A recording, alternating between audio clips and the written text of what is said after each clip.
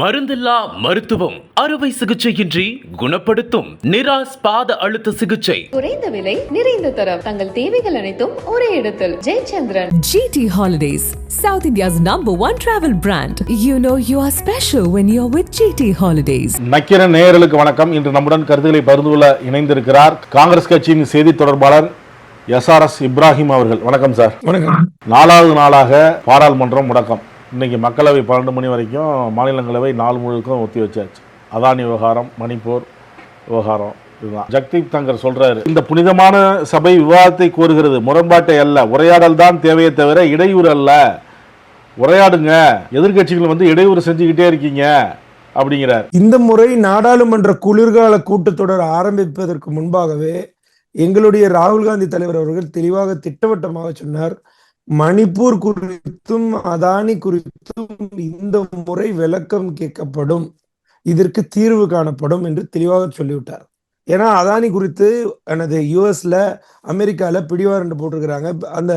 அங்க இருக்கக்கூடிய நியூயார்க்குடைய department of justice court, அங்க பிடிவாரண்ட் போடப்பட்டும் கூட இன்றைக்கு வரைக்கும் இங்க இருக்கக்கூடிய நம்மளுடைய நரேந்திர மோடி அவர்களால் கட்டுப்படுத்தப்பட்ட அரசு என்பது இன்றைக்கு வரைக்கும் நேரடியாக அதானி குறித்து ஒரு விளக்கமுமே அளிக்கல. மணிப்பூர்ல கிட்டத்தட்ட ஒரு வாரமாக பள்ளிகள் எல்லாம் மூடப்பட்டிருக்கிறது. இன்றைக்கு வரைக்கும் சகஜ நிலை அங்க திரும்பவில்லை. நேற்று தான் அறிவிப்பை கொடுத்துருக்குறாங்க, மணிப்பூரை திரும்பியும் பள்ளிகள் எல்லாத்தையும் தொடங்கணும். அந்த அளவுக்கு திரும்பியும் மணிப்பூர்ல கலவரம் ஏற்படக்கூடிய அளவுக்கு அங்க ஒரு அசாதாரண சூழ்நிலை ஏற்பட்டிருக்கிறது.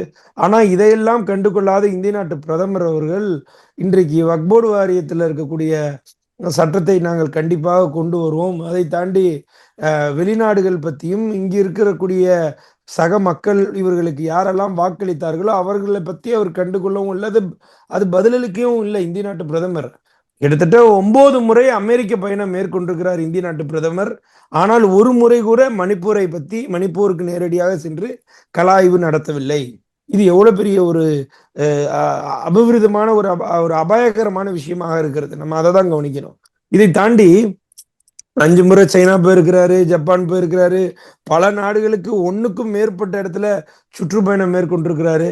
தொடர்ந்து இந்திய நாட்டு பிரதமர் பல நாடுகளுக்கு மறுபடியும் 1க்கும் மேற்பட்ட தடவை போயும் கூட மணிப்பூர் இங்க இருக்குது, இங்க இருக்கக்கூடிய மணிப்பூருக்கு நம்ம இந்தியாவில் உள்ள ஒரு மாநிலத்துல மிகப்பெரிய அசாதாரண சூழ்நிலை, 2 சமூகத்துக்கு ஏற்பட்ட ஒரு மிகப்பெரிய போர் சூழல். அப்படி இருக்கும் போகும்போது அங்க இருக்கக்கூடிய 2 சமூகத்துக்கும் இடையே மிகப்பெரிய பிரச்சனை ஏற்பட்டு ஜாதி கலவரமாக, மத கலவரமாக மாறி 6500 எஃப்ஐஆர்கள் பதிவு செய்யப்பட்டு 300 தேவாலயங்கள் எரிக்கப்பட்டு கிட்டத்தட்ட 16,000 துப்பாக்கிகள், தோட்டாக்கள் பறிபோக்கப்பட்டு, அப்படி இருக்கிற நிலைமையில கூட இன்னைக்கு இந்திய நாட்டு பிரதமர் இங்க இருக்கக்கூடிய மாநிலத்தை கண்டுக்கலனா அப்ப மக்கள் மீது இவர் எவ்வாறு அக்கறை கொண்டிருக்கிறார் அப்படின்ற கேள்விதான் இங்க எழும்புது. இதுதான் எங்களுடைய எதிர்கட்சி தலைவருமான இளம் தலைவர் ராகுல் காந்தி அவர்கள் தெளிவாக திட்டவட்டமாக நாடாளுமன்றத்தில் கேட்கிறார். எங்களுடைய சகோதரி பிரியங்கா காந்தி அவர்களும் இன்றைக்கு நாடாளுமன்றத்தில் நேற்று தான் பொறுப்பேற்றிருக்கிறாங்க.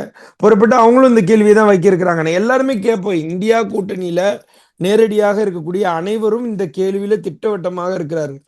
ஆனால் பாஜக ஒரு திட்டவட்டமாக இருக்கிறது. எக்காரணத்தை குறித்தும் மணிப்பூரும் அதானியும் பத்தி கேட்டாலும், அடிச்சு கேட்டாலும் சொல்லிடாதீங்க, அடிச்சு கூட கேட்பாங்க, அடிச்சு கேட்டா கூட சொல்லிடாதீங்கன்ற நிலைமையில திட்டவட்டமா இருக்கிறாங்க பாஜக. காரணம், பாஜகவுடைய நிலைப்பாடு என்பது அவர்கள் அதானி மீது குற்றம் சாட்டப்பட்டிருக்குங்க. நான் ரொம்ப சிம்பிளா சொல்றேன், அதானி மேல ஒரு குற்றம், அந்த குற்றம் சாட்டப்பட்டிருக்கு, அதுக்கு ஒரு விசாரணை தேவை. இதை தான் இன்றைக்கு எங்களுடைய நாடாளுமன்றத்துல இந்தியா கூட்டணி கருத்தாக எடுத்து வைக்கிறோம். இந்த விசாரணையை நடத்தலாமான்றதுக்கு ஒரு ஜாயிண்ட் பார்லிமெண்டரி கமிட்டி அமைங்க அப்படின்னு கேள்வி கேட்கிறோம். இல்ல இது விசாரணை இந்திய நாட்டு பிரதமரே நேரடியாக இதுக்கு பதில் கொடுங்கன்னு கேட்கிறோம். இதை குறித்து ஒரு வார்த்தையை திறக்க மாட்டாங்கன்னா இது என்ன சர்வாதிகார ஆட்சியா? இல்ல, அதானி குழுமம் சார்புல ஒரு செய்தி வெளியிடப்பட்டிருக்கு, அது தினசரி பத்திரிகைகள் எல்லாத்துலயும் வந்திருக்கு. அவங்க என்ன சொல்றாங்க, லஞ்ச குற்றச்சாட்டில் அதானி பெயர் இல்ல, அமெரிக்க நீதித்துறையின் குற்றப்பத்திரிகையில் கௌதம் அதானியின் பெயர் இல்லை அப்படிங்கிறாங்க. நீங்க கூட்டுக்குழு விசாரணை அமைக்கணும் அப்படின்னு நீங்க சொல்றீங்க. ஆனா அதுல படிக்கும்போது அந்த முகுல் ரோஹத்கி அவரு என்ன சொல்றாரு, அவரும் நான் ஃபுல்லா படிச்சு பார்த்தேன், மூத்த வழக்கறிஞர், பிரபலமான வழக்கறிஞர் அவரும் அதான் சொல்றாரு, நான் அதை படித்து பார்த்தேன். அதில் வந்து அதானியோ சாகர் அதானியோ அந்த அதானி குழுமத்தில் உள்ள நிர்வாகிகள் பேரோ எதுவுமே அதில் இல்லை. இந்த முகுல் ரோஹ்தகி அவர்கள் பேசின அந்த வார்த்தை பத்திரிகையில் கொடுக்கப்பட்ட அந்த செய்தியை வாசித்து பார்த்தேன். அதில் சொல்லும்போது ஒரு வார்த்தை நடுவில் விட்டுருக்காரு பாருங்க, மலுப்பலா. இது குறித்து நான் கருத்து தெரிவிக்கலாமா இல்லையா என்று எனக்கு தெரியவில்லை. நான் ஒன்றும் அதானி குழுமத்தின் செய்தி தொடர்பாளரும் இல்லை. என்னது அதானி குழுமத்தின் வழக்கறிஞர் என்றனால நான் பதில சொல்றேன். என்ன முட்டுது, லைட்டா முட்டு கொடுங்க, அளவு மீறி முட்டு கொடுக்காதீங்க. பாருங்க இங்க இருக்கக்கூடிய ஆதாரம், த நியூயார்க், இதுல தெளிவா போட்டிருக்கு பாருங்க, United State district court eastern district of New York. தெளிவா தெரிகிறதா பாருங்க. அந்த இடத்துல ஃபர்ஸ்ட் பேரே என்ன கொடுத்துருக்காங்கன்னு பாருங்க, கௌதம் அதானி, சாகர் அதானி அப்படின்னு தெளிவாக. அதாவது இன்னைக்கு வந்து நம்மள்கிட்ட United States district court eastern district court of நியூயார்க்குடைய என்னது இண்டிக்ட்மெண்ட் நம்ம கையில் இருக்கு. அவங்களோட சிஆர் நம்பர் வந்து அதிலே தெளிவாக போட்டிருக்கு பாருங்க, சிஆர் நம்பர் 24 சிஆர் 433 தான் அங்க இருக்கக்கூடிய இண்டிக்ட்மெண்ட். இதுல தெளிவா வந்து கௌதம் அதானி அவர்களுடைய பேர் தான் முதல்ல இருக்கு, அதுக்கடுத்து சாகர் அதானி அவர்களுடைய பேர் இருக்கு. பதிவு செய்யப்பட்ட 5 பிரிவு குற்றச்சாட்டுகளில் 1 மற்றும் 5 ஆகியவற்றில் FCBA மற்றும் நீதி வழங்கலை தடுப்பது போன்ற சதி செயல்களில் ஈடுபட்டதாக கூறப்பட்டதில் மேற்கண்ட மூவரின் பெயர்கள் குறிப்பிடப்படவில்லை. தவறு, அந்த கருத்துமே தவறு. அதாவது வெளிநாட்டு இந்த FCPA அப்படின்றது foreign corrupt practices act, title 15 United States code 78 DD1. இந்த செக்ஷன் கீழே என்னன்னா வெளிநாட்டு ஊழல் தடுப்பு சட்டம், இது வந்து அமெரிக்கால இருக்கு. இதுதான் FCPA. இது வந்து பல்வேறு நிறுவனங்களுக்கு, இது வந்து not only for Adani groups, எல்லா கம்பெனிகளும் அமெரிக்கால இருந்து அமெரிக்கால பணம் பெற்றுக்கொண்டு வெளிநாடுகளில் ஊழல் செய்திருந்தால் அவர்கள் மீது நடவடிக்கை எடுக்கக்கூடிய ஒரு சட்டம். இந்த சட்டம் இது அப்ளிகபிள் இல்லைன்றாங்கல்ல, 4வது பாயிண்டிலே தெளிவா கொடுத்துருக்காங்க பாருங்க, நான் மார்க் பண்ணியே காட்டியிருக்கேன். Foreign corrupt act practices act அப்படின்றத தெளிவாக அதுல மென்ஷன் பண்ணியிருக்கிறாங்க. இவங்க பேசுறதுக்கு ஓரளவுக்கு போய் பேசுங்க, ஆனா மக்கள் ஒன்றும் அறிவுஜீவிகள் இல்லாமல், மக்கள் வந்து அறிவு சார்ந்து படிக்கிறாங்க. இன்னைக்கு மக்கள் எல்லாமே, நீங்கள் மட்டும் அறிவுஜீவிகள் அல்ல, உங்களுக்கு மட்டும் எல்லாமே தெரிஞ்சிடும்ன்றது கிடையாது. எல்லாருக்கும் நீங்க மக்களுக்கு எல்லாருக்கும் தெரியும். இணையதளம் அந்த அளவுக்கு மிகப்பெரிய வசதியை ஏற்படுத்தி கொடுத்துருக்கு. இப்படிலாம் இருக்கும்போது ஒரு வெளிப்படையா இவ்வளோ முட்டுக்கட்ட வேண்டிய அவசியம் ஏங்க? உண்மையாலே ஒரு குற்றமே பண்ணலனே வச்சுக்கோங்க, அதை விசாரணை மூலியமா அவர் அங்க இருக்க அமெரிக்க வழக்கறிஞர்களை வச்சு அவர் நிரூபிச்சுட்டு போறாரு. அதுக்கே நீங்க இருக்கக்கூடிய அடிப்படை பாஜக தொண்டர்கள் இருந்து நான் பல்வேறு விவாதங்களில் கலந்துக்கும் போதெல்லாம் ஒரு விஷயம் மட்டும் தெரியுதுங்க, இந்திய நாட்டு பிரதமர் நரேந்திர மோடி அவர்களை காப்பாற்றுவதில் மும்முரம் காட்டுவதை விட இந்த முறை அதானியை காப்பாற்றுவதில் மும்முரம் காட்டுறாங்க. அவங்க என்னெல்லாம் சொல்றாங்க தெரியுமா? பல பேருக்கு வேலை வாய்த்த இந்த சிவாஜி படத்துல வருவார்ல நம்மளுடைய ரஜினிகாந்த், ஊரா போயிட்டு எல்லாருக்கும் வேலையும் டாக்டர் ஹாஸ்பிட்டல் திறந்து கொடுத்த மாதிரியும். ஏங்க நான் என்ன கேட்கிறேன், CSR ஃபண்டுல எத்தனை தமிழ்நாடு விடுங்க, தமிழ்நாடு, வயநாடு, இது மாதிரி எவ்வளவு பெரிய மாநிலங்கள்லாம் பாதிப்பு அடைஞ்சிச்சு. அதுல அதானி குழுமம் சது ₹10 கொடுத்துருப்பாங்களா CSR ஃபண்ட்ல இருந்து? ஏன் நீங்க தெலுங்கானாக்கு 100 கோடி ரூபாய் கொடுத்தீங்கல்ல, ரேவந்த் ரெட்டி அவர்கள் என்ன சொன்னார்? ஊழல் செய்த காசை வைத்து எங்களுக்கு மாநிலத்துடைய வளர்ச்சியை தேவையில்லைன்னு சொல்லி தூக்கி கொடுத்துட்டாருங்க காசை. அது எவ்வளவு பெரிய அசிங்கம். நீங்க இந்த அளவுக்கு வந்து இருந்துகிட்டு நீங்க வந்து மாநிலத்துறை, நாங்க என்ன சொல்றோம், நீங்க வந்து ஒரு மகேஷ் ஜெத்மலானி மூத்த வழக்கறிஞர், பாஜக மாநிலங்களவை உறுப்பினர், அவர் என்ன சொல்றாரு, அந்த அமெரிக்க குற்றச்சாட்டை வச்சுக்கிட்டு நீங்க கத்திட்டு இருக்கீங்க, காங்கிரஸ் எல்லாருமே கத்திட்டு இருக்கீங்க. அதானி மீதான விசாரணை கோருவதற்கு முன்பாக அதற்கான நம்பகமான ஆதாரங்களை காங்கிரஸ் கட்சி வெளியிடணும். ஆதாரங்களை முதல்ல வெளியிடுங்க. அவங்க சொல்றதை வச்சு நீங்க கத்துறீங்க. உண்மையானமே அதுக்கான ஆதாரம் இருந்ததுன்னா அதுக்கு ஆதாரங்களை முதல்ல வெளியிடுங்க அப்படிங்கிறாரு. இல்ல நான் என்ன கேக்குறேன்னா, நீங்க எல்லாருமே அவங்க இந்திய பொருளாதாரத்தை சீர்குலைக்கிறதுக்காக அவங்க ஏதாவது ஒன்று குற்றச்சாட்டு சொல்லிட்டு இருப்பாங்க. அந்த குற்றச்சாட்டை தூக்கி வச்சுக்கிட்டு நீங்க ஏதாவது சொன்னாங்கன்னு சொல்றீங்களே, அந்த இப்போ இந்திய அதிகாரிகள் லஞ்சம் கொடுத்ததா சொல்றீங்க. அந்த அதிகாரிகள் யாரு, லஞ்சம் வாங்கின அதிகாரிகள் யாரு, லஞ்சம் கொடுத்தது யாரு, அந்த இதெல்லாம் நீங்க இதெல்லாம் யார் விசாரணை நடத்தணும்? ஆளுங்கட்சி தான் நடத்தணும். அதுதான் நாங்க கேட்கிறோம். என்னங்க, என்னவோ ஆளுங்கட்சி தான் விசாரணை நடத்தணும், அந்த விசாரணையை தான் கேட்கிறோம். எங்க உங்க மேல தப்பு இல்லைன்னா ஒரு விசாரணை குழு அமைங்க, அந்த விசாரணை நடத்து. நாங்க என்ன கேட்கிறோம், அவரை பிடிச்சி ஜெயில போட்டுருங்க, தூக்குல போட்டுருங்க நான் கேட்கிறோம். அதெல்லாம் ஒண்ணும் இல்லையே. நாங்க என்ன கேட்கிறோம், விசாரணை நடத்துங்க. அடிப்படை உரிமைங்க, இந்த அரசியலமைப்பு சட்டத்துல கொடுத்த அடிப்படை உரிமையை தானே நாங்க கேட்கிறோம். நான் ஒரே ஒரு விஷயம் சார், இப்ப நீங்க ராஜவேல் சார், நீங்க உங்க மேல ஒரு குற்றம் சாட்டப்பட்டா அந்த குற்றத்தை நீங்க இல்லைன்னு நிரூபிக்கிறது உங்களுடைய வழக்கறிஞர்களை வச்சு நிரூபிக்கலாம். அதே மாதிரி நாடாளுமன்றத்தில் எந்த டிபார்ட்மெண்ட் குற்றம் சாட்டப்பட்டது, அங்க வந்து ஸ்டாக் எக்ஸ்சேஞ்ச் கமிஷன் SECன்னு ஒன்று இருக்கு. அங்க இருக்கக்கூடிய SEC ஒரு சிவில் சூட் ஃபைல் பண்றாங்க. யார் மீது? அதானி குழுமத்தின் மீது, அதானி மீதும். என்ன சாட்டுறாங்கன்னா 2017/3/2023 சாகர் அதானி வீட்டில் FBI ஒரு ரைடு பண்றாங்க. அந்த ரைடுல அவருடைய மொபைல் போன், அவருடைய பென்ட்ரைவ், அவருடைய லேப்டாப் எல்லாமே இந்த உபகரணங்கள் எல்லாமே பறிமுதல் பண்றாங்க. அதுல கிடைத்த ஆதாரம் தான் இவர்கள் 2100 கோடி ரூபாய் லஞ்சம் கொடுத்த ஆதாரம். இது 20 ஆண்டுகளுக்கு 16,000 கோடி ரூபாயை லாபம் ஈட்டி தரும் அதானி குழுமத்துக்கு என்ற ஆதாரம் அமெரிக்காவுக்கு எப்படி தெரிஞ்சிச்சு? FBI மூலியமா தெரிஞ்சிச்சு. இந்த FBI தெள்ள தெளிவாக இங்க இருக்க stock exchange board of India SEBI அவர்களுக்கு தெரிவிக்கப்பட்டிருக்கு. ஆனா அந்த செபி என்ன பண்ணுச்சு? முழு பூசணிக்காய் சோத்துல மறைச்ச கதையா? நம்ம இங்க இருக்கக்கூடிய இந்திய முதலீட்டாளர்களுடைய பணம் வீணடிக்கப்பட்டாலும் சரி, LICல 1000-500ன்னு தன்னுடைய சேமிப்பு சேர்த்து வச்சு கடைசி காலத்துல பென்ஷனை ஈட்டிடலாம், கடைசி காலத்துல என் பிள்ளைக்கு கல்யாணம் பண்ணி வச்சிடலாம், அப்படிப்பட்ட பணங்கள் எல்லாமே வந்து இன்றைக்கு 8700 கோடி ரூபாய் அதானி குழுமத்தை நம்பி நஷ்டஈடாயிருக்கு. அது யாருடைய பணம்? பாமர மக்களுடைய பணம் அல்லவா? இந்திய குடிமக்களுடைய பணம் அல்லவா? இப்ப US ஜூரிஸ்டிகேஷன் எதுக்காக அதானி மீது வழக்கு போடுது? அங்க இருக்கக்கூடிய மொத்தம் 12 ஜிகாவாட் வந்து எரிசக்தி ஒப்பந்தம் நடக்கப்படுது. அதுல 8 ஜிகாவாட் வந்து இந்தியாவில் இருக்கக்கூடிய அதானி எனர்ஜிஸ் ஒப்புக்கொள்ளுது.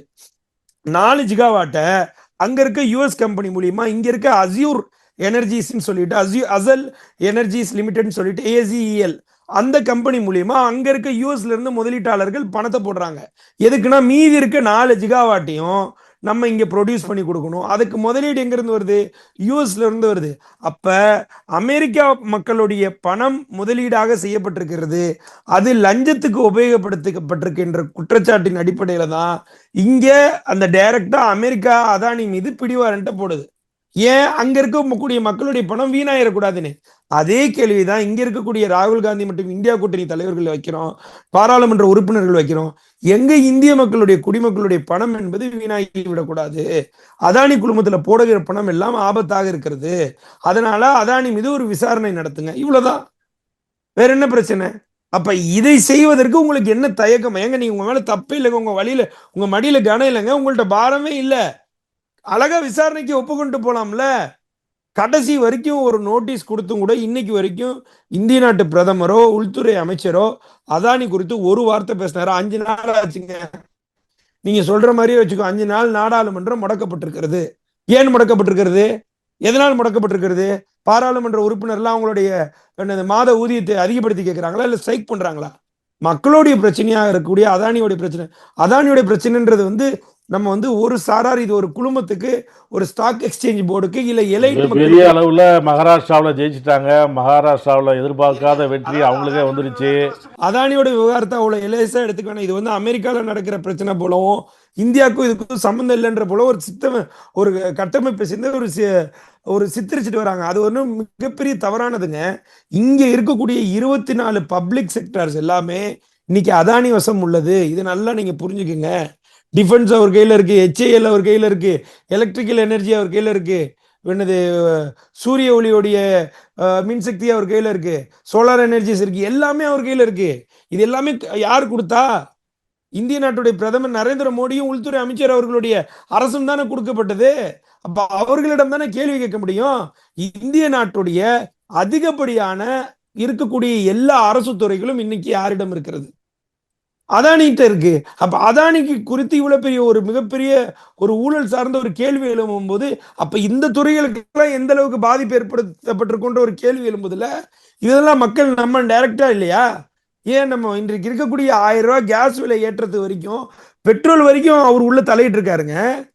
அப்ப அது எப்படி நீங்க வந்து பாமர மக்களுக்கு, இந்திய மக்களுக்கு இது பாதிப்படையாத வகையில, இது ஏதோ ஒரு அமெரிக்காவில் நடக்கிற பிரச்சனை, அங்க இருக்க குடிமக்களுக்கு தான் பிரச்சனைன்ற போல பாஜகவுடைய சித்தரிப்பு என்பது மிக மிக தவறானது, அபாயகரமானது. அதை தான் நாங்க திருப்பி சுட்டி காட்டுறோம். நாங்க என்ன கேள்வி கேட்கிறோம்? நீங்க ஒரு ஜாயிண்ட் பார்லிமெண்டரி கமிட்டி அமைங்க, அதுல நீங்க ஒரு 10 பேர் எங்களை போடுங்க, 10 பேர் உங்களுக்கு தலைப்புல இருக்கட்டும், அதானி குறித்து விசாரணை நடத்துவோம். அவர் மேல தப்பு இல்லைன்னா விட்டுட்டு போயிடுவோம். இதுல என்ன இருக்கு? இது விசாரணை நடத்தல என்ன சார் பிரச்சனை? அதுதான் எங்களுடைய கேள்வி, பிரதான கேள்வி என்பது. அதனாலதான் நாடாளுமன்றம் முடக்கப்படுகிறது. வேற என்ன காரணம்? எங்களுடைய ஏழை மக்களுடைய பணம் எல்லாம், வரி பணம் எல்லாம் வீணாகிறதே, இதற்கு பதில் சொல்லுங்கன்னு நாங்க கேட்கிறோம். இது இந்த இந்த கேள்வி என்பது நியாயம் இல்லையா? ஏன் உங்களுக்கும் நீங்க வர்ற வண்டிக்கு பெட்ரோல் 100 ரூபா தான் அடிக்கணும், நான் வர்ற வண்டிக்கும் பெட்ரோல் 100 ரூபா தான் அடிக்கணும்? அதுக்கு மறைமுகமா எங்கேயோ ஒரு இடத்துல அதானி இருக்கிறார் என்பதை நம்ம ஒப்புக்கொள்ளணும்ல. அப்ப அது குறித்து நம்மளுடைய பாராளுமன்ற உறுப்பினர்கள் கேள்வி எழுப்பணும்ல. அதுதானே ஜனநாயகம், அதுதானே அரசியலமைப்பு சட்டம் நம்மளுக்கு சொல்லுது. அததான் இன்றைக்கு இருக்கக்கூடிய இந்தியா கூட்டணியில் இருக்கக்கூடிய எல்லா நாடாளுமன்ற உறுப்பினர்களும் கேள்வி எழுப்புறாங்க. நாடாளுமன்றத்தை முடக்கிறதுக்கு காரணம் என்னன்னா, மகாராஷ்டிராவில் பாஜக மிகப்பெரிய அளவில் வெற்றி பெற்றுருச்சு. இதை இவங்களால ஜீரணிக்க முடியலை. இந்தியா கூட்டணி மிகப்பெரிய நாங்கள் கூட்டணி அமைச்சிட்டோம், சொல்லும்படியாக அவங்கள்ட்ட பெரிய அளவுக்கு யாரும் இல்லை அப்படின்னு பிரச்சாரம் பண்ணோம். அதை மீறி பாஜக மிக பெரிய அளவில், எதிர்பார்க்காத அளவில் வெற்றி பெற்றுச்சு. இதனால் இப்போ இந்தியாவே மகாராஷ்டிராவை நோக்கி பார்வையாக இருந்தது. அதில் பாஜக பேர் எடுத்துருச்சு. அதை பொறுத்து கொள்ள முடியாமல் இங்கே வந்து நாடாளுமன்றத்தை முடக்கிறாங்க. அதாவது இவிஎம் மிஷின் குறித்து மிகப்பெரிய சர்ச்சை ஏற்பட்டிருக்கு. மகாராஷ்டிரா தேர்தல் வரைக்கும் கூட ஓரளவுக்கு சர்ச்சை ஏற்படல. உங்களுக்கு தெரியும், நண்டதுன்ற ஒரு கான்ஸ்டியூன்சி, அது வந்து அதுக்கு கீழே 6 சட்டமன்ற உறுப்பினர்கள் இருக்காங்க. அதுல அன்றைக்கு இடைத்தேர்தல் நடக்குது, எம்பி இடைத்தேர்தல். அதே இடத்துல சட்டமன்ற தேர்தல் நடக்குது. எம்பி இடைத்தேர்தலில் நேரடியாக, அதாவது நாடாளுமன்ற இடைத்தேர்தலில் நேரடியாக இந்திய காங்கிரஸுடைய உறுப்பினர் ஒருத்தர் தேர்வு செய்யப்படுகிறார். ஆனால் அதே நேரத்தில் 6 சட்டமன்ற உறுப்பினரும் அங்க இருக்கக்கூடிய சிவசேனா ஏக்நாத் சிண்டே அவர்களுடைய தரப்புக்கு வாக்களிக்கிறாங்க. இந்த இடத்துல மிகப்பெரிய முரண் ஏற்படுதா இல்லையா? சரி, இது ஒரு பக்கம் விட்டுருங்க. இது கூட மக்கள் வந்து நாடாளுமன்றம்னு வந்தோடனே ராகுல் இந்திய நாட்டு பிரதமர் அவர்களுக்கு சக்தி இல்லை, ராகுல் காந்தி அவர்கள் ஆதரிச்சதாவே நம்ம கருத்தாக எடுத்துக்கோம். இதெல்லாம் தாண்டி ஒரு மிகப்பெரிய சம்பவம் ஒன்று நடந்திருக்கு. அதை நான் சுட்டி காட்ட விரும்புற இந்த இடத்துல. கன்னட் அப்படின்ற அசம்பிளில தாழ்நார்ன்ற ஒரு கிராமம், அந்த கிராமத்துடைய மொத்த ஓட்டே 396 ஓட்டு தான். மொத்த ஓட்டு 396 ஓட்டு. அதுல பதிவு செய்யப்பட்ட ஓட்டு என்பது 312 ஓட்டு தான் பதிவு செய்யப்பட்டிருக்கு.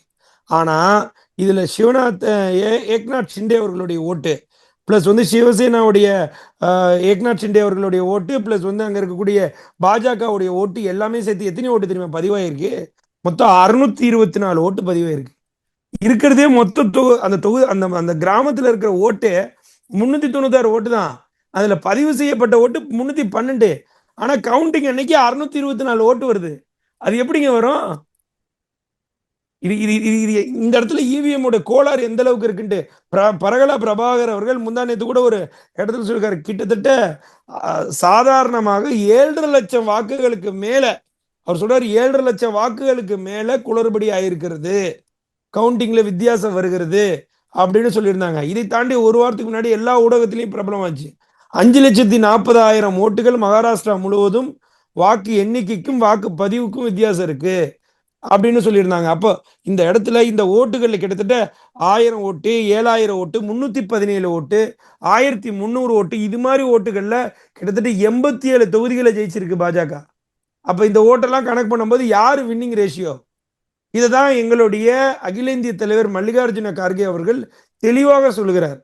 பேலட் பேப்பரை நாங்க இந்த முறை கொண்டு வரதுல உறுதியா இருக்கிறோம். இதுக்காக இன்னொரு பாரத் ஜோடோ யாத்திரா நடத்துவதற்கு கூட தயாராக இருக்கிறோம். உங்களுக்கே கேள்வி இருக்குல்ல சகோதரர். இப்ப பாருங்க, கடந்த நாடாளுமன்ற தேர்தலின் போது கிட்டத்தட்ட 376 தொகுதிகள்ல வாக்கு எண்ணிக்கைக்கும் வாக்குப்பதிவுக்கும் வித்தியாசம் இருந்துச்சு. இப்ப நான் என்ன கேள்வி கேட்கிறோம், இவிஎம் மிஷின்ல குளறுபடியே இல்லைன்றீங்களா நீங்க? இந்த வாக்கு எண்ணிக்கையும் வாக்குப்பதிவுக்கும் வித்தியாசம். இதே போல ஒரு பிரச்சனை, வாக்கு எண்ணிக்கை பிரச்சனை, இந்த மின்னணு தொடர்பான பிரச்சனை உச்சநீதிமன்றத்துக்கு போகுது. தெலுங்கானாவை சேர்ந்த கிறிஸ்துவ மத போதகர் KA பால் அவர் ஒரு கட்சி வச்சிருக்கிறார். அவர் வந்து இந்த மின்னணு வாக்குப்பதிவு தொடர்பாக போடுறாரு. அப்போ நீதிமன்றம் என்ன கேட்குதுன்னா, ஜெயிச்சா ஓகேங்கிறீங்க, தோற்றால் குறை சொல்றீங்க அப்படிங்கிறார். இல்லை, நாங்கள் என்ன கேட்குறோம், ஜெயிச்சா தோத்துன்றீங்க, குறை சொல்றேன்றீங்கன்னு சொல்றாருல. நாங்க ஜார்க்கண்டோடைய விஷயமும் வெற்றி பெற்றிருக்கிறோம்.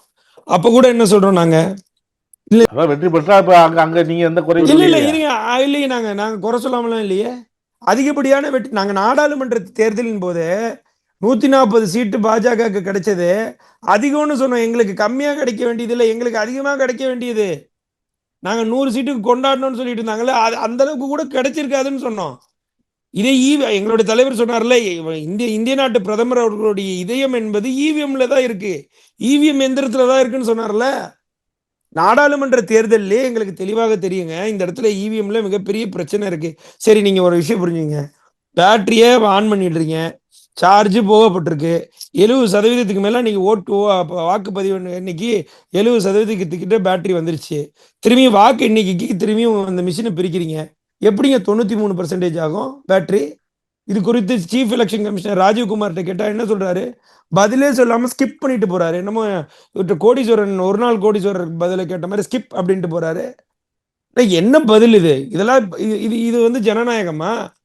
எத்தனை இடத்துல நாடாளுமன்ற, அதாவது எத்தனை இடத்துல அன்றைக்கு மகாராஷ்டிரால சரிங்க, மகாராஷ்டிரால பொதுச் செயலாளர் தாவடே அவர்கள் நேரடியாக பணப்பட்டுவாடா செய்யும் போது கையும் களவுமாக பிடிக்கப்பட்டார். இதே ஆர்கே நகர் தொகுதியில பணப்பட்டுவாடா நடந்துச்சுன்னு சொல்லி தேர்தலை ஒத்தி வைக்கலையா? அப்ப ஏன் அங்க ஒத்தி வைக்கல? அந்த தொகுதிக்கு ஏன் ஒத்தி வைக்கல? இதுதான் எங்களுடைய கேள்வி. இதை தாண்டி சகோதரர் நல்லா கேளுங்க, இந்த தேர்தல் என்பது, மகாராஷ்டிரா தேர்தல் என்பது ஹரியானா தேர்தலோடு நாடாளுமன்ற தேர்தலோடு சேர்ந்து நடக்க வேண்டிய தேர்தல். இது ஏன் தள்ளி வச்சாங்க அப்படின்னா, அங்க இருக்கக்கூடிய விநாயகர் சதுர்த்தியை காரணம் காட்டுறாங்க, அங்க இருக்கக்கூடிய எனது உள்ளூர் திருவிழாவை காரணம் காட்டுறாங்க. இதே நேரத்துல நம்மளுக்கு 18ஆம் தேதி தேர்தல் நடக்குது, அன்றைக்கு நம்மளுடைய கள்ளழகருடைய திருவிழா, அன்றைக்கு கள்ளழகர் ஆற்றல் இறங்கினார். உங்களுக்கு தெரியும், மதுரையில மிகப்பெரிய திருவிழா அது.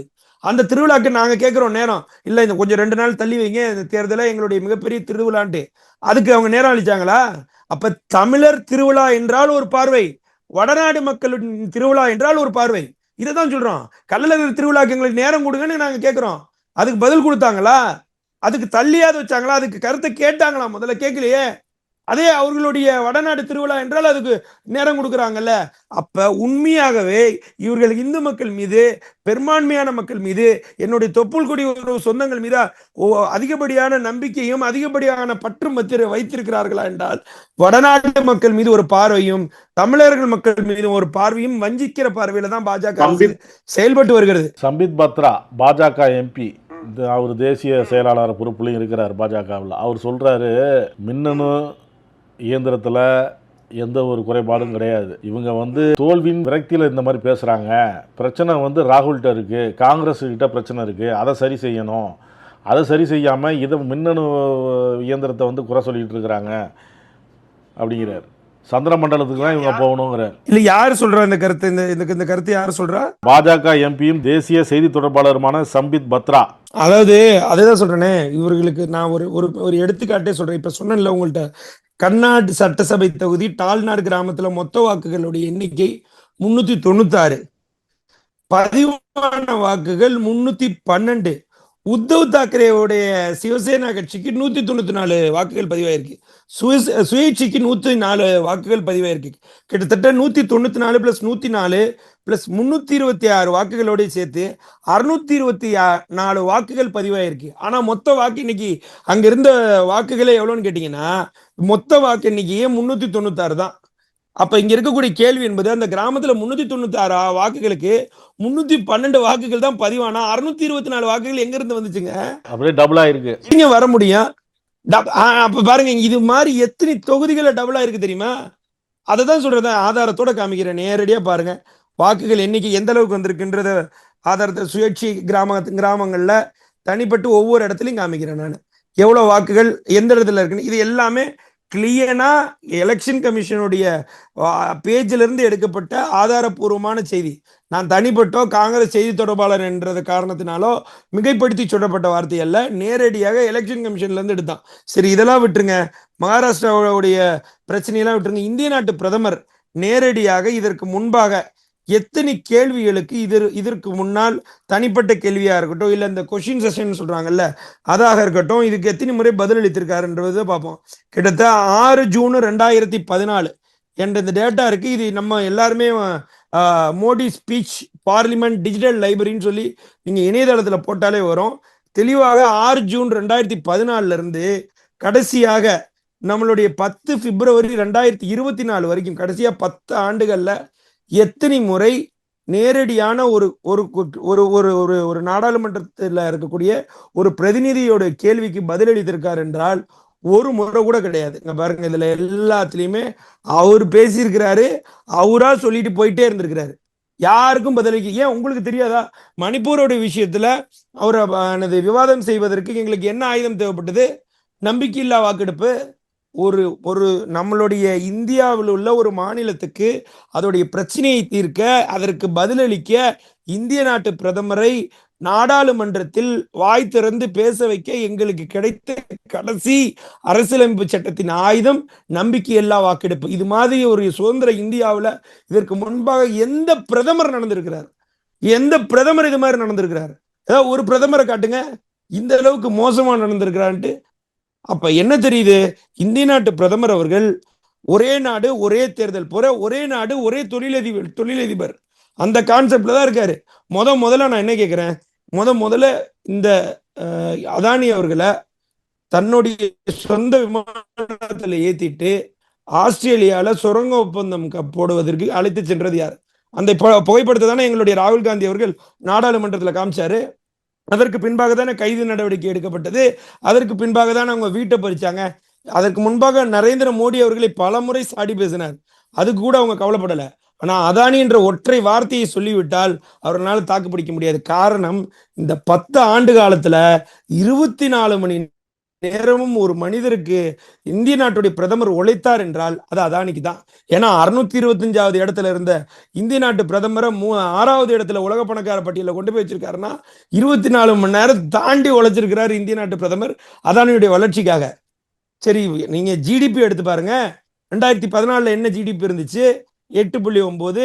இன்றைக்கு என்ன ஜிடிபி இருக்கு? 4.5. ஒரு பக்கம் அதானியுடைய வளர்ச்சி கூடுது, ஒரு பக்கம் ஜிடிபி இறங்குது. அப்படி இருந்தா எந்த அளவுக்கு அதானி மீது இவர்கள் பற்று கொண்டிருக்கிறார்கள் அமித்ஷா அவர்களும் இந்திய நாட்டு பிரதமர் அவர்களும் என்பதை தெல்ல தெளிவாக தெரியுது. இதெல்லாம் ஒரு பக்கம் வச்சுக்கிட்டு அதே நேரத்தில் இவிஎம் உடைய குளறுபாடுகளும் நாங்கள் இந்த கேள்வி எழுப்புனா இந்த கேள்வி எதுக்குமே அவங்க பதில் அளிக்கல. பல்வேறு கருத்துக்களை பகிர்ந்து கொண்டதற்கு நன்றி சார். நன்றி. நக்கீரன் டிவிக்கு சப்ஸ்கிரைப் செய்யுங்கள். உங்கள் ஆதரவே எங்கள் பலம். ஆசிரியர்களுக்கு நண்பனாகவும் மாணவர்களுக்கு ஆசானாகவும் திகழும் தேர்வு வழிகாட்டி. ஒவ்வொரு பாடத்திற்கும் அனுபவமிக்க ஆசிரியர்களின் துல்லியமான தெளிவான விடைகள். CNC இருக்கு, தேர்வு பயம் எதற்கு? இது தீரன் பப்ளிஷிங் ஹவுஸ் விற்பனை வெளியீடு.